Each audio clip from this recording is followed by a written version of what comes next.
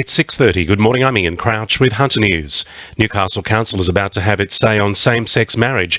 Labor councillors will use next week's meeting to call on the city to support marriage equality, provide more safe spaces for gay and lesbian people, and create a rainbow pedestrian crossing in a local street or park, possibly Hamilton's Beaumont Street. Critics say council has more important issues to deal with. The Regional Illegal Dumping Squad is asking the public for information concerning dumping incidents at Ryhope and Kurri Kurri. Investigators came across two separate truckloads of building materials dumped at Wakefield Road and the Hunter Economic Zone. RID Squad host Alice Howe isn't certain whether both incidents are linked, but investigators believe both loads were dumped last Friday. We're really keen to get feedback from anyone who might have witnessed this event, if they could provide information to the Hunter Central Coast RID Squad, either by emailing rid@lakemac.newsouthwales.gov.au or calling us on 49210333. Early results from a study into air pollution in the Lower Hunter suggest there's little cause for concern. Visible dust levels recorded along the rail corridor between Hexham and Newcastle Port are well below Environment Protection Authority guidelines. The EPA says although results are based on only 6 months' worth of data, so far the impact of coal doesn't seem as bad as some claim, with the predominant source of material in the dust coming from soil and rocks, not coal.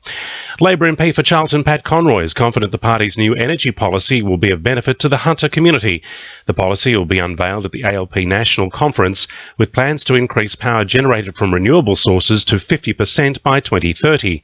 Pat Conroy says he's determined compromises with unions and the workforce will ensure the Hunter is comfortable with Labor's ambitious position. I'm very confident it'll get through the Labor Party National Conference on the weekend. I'll be speaking in support of it, and I'll be working with the workers and the unions and the companies to make sure that the Hunter gets the best possible opportunities to succeed in the transition.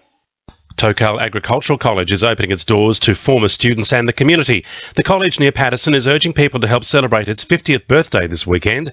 Principal Cameron Archer says Toko has made a big contribution to the region over the years. We're throwing the property and college open for tours around it. We've got a social event on Saturday night with a bonfire and barbecue, and it's really a back to Toko and get together so that people can reconnect and also see what's happened here over the last 50 years. Briefly, the Joint Regional Planning Panel has ordered plans for a controversial housing development at Whitebridge go back to the drawing board due to concerns over the size of it, and shipbuilders will rally outside the Raymond Terrace office of Patterson MP Bob Baldwin at midday over recent job losses at Four Jacks.